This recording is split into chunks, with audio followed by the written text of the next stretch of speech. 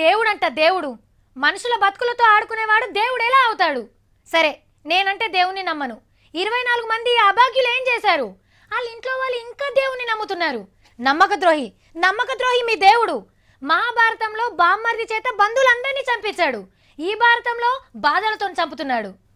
ఓ గోపాల సినిమాలా వెంకటేశ్వర డైలాగ్ చెప్పిన నేను. ఆయన దుకాణం తుపాన్కి ఒట్టుకోయిందని దేవుడి మీద కేసేస్తాడు. మరి ఈ ప్రమాదంలా ఏ దేవుని మీద కేసు పెట్టాలో మేము?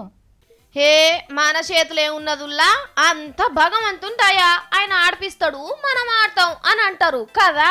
కలకత్తాలో కూడా ఒక బ్రిడ్జ్ కూలి 24 మంది చచ్చిపోతే కూడా కాంట్రాక్టర్ పట్టిన కంపెనీ వాళ్ళు కూడా సేమ్ టు సేమ్ గిట్లనే వలికిండ్రు. బ్రిడ్జి కూలి 100 మందికి మీదనే దెబ్బలు తలిగి దావకాండ్ల పడ్డారు. పునాదులు గట్టిగానే దొవ్విండ్రట, పిరం సిమెంటే ఓసిండ్రట. కానీ కోపానికో సరదాకో దేవుడే గులగొట్టిండట మందిని చంపాలని.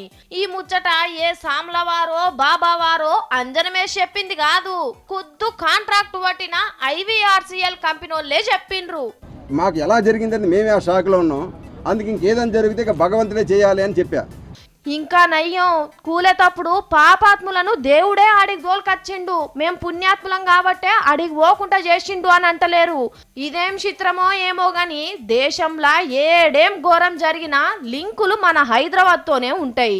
ఈ కంపెనీ కూడా మన పట్న పోల్లదేనట.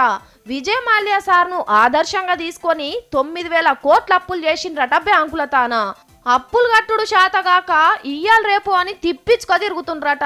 చేసిన ఈ సొక్కమైన పనిని దేవుని మీదికి నూకేసి చేతులు దులుపుకుందామని అనుకుంటుండ్రు. అయినా కలకత్తా కాళికా మమతమ్మ ఊకుంటదా? ఎట్లా బజాట్ల గుంజాలో గట్ల గుంజుతుంది. అమ్మ మమతమ్మ, చచ్చిపోయిన వాళ్ళ కుటుంబాలకు సాయం చేసి దేవుడు వీళ్ళ దిక్కే ఉన్నాడని నువ్వే రుజువు చేయాలి తల్లి.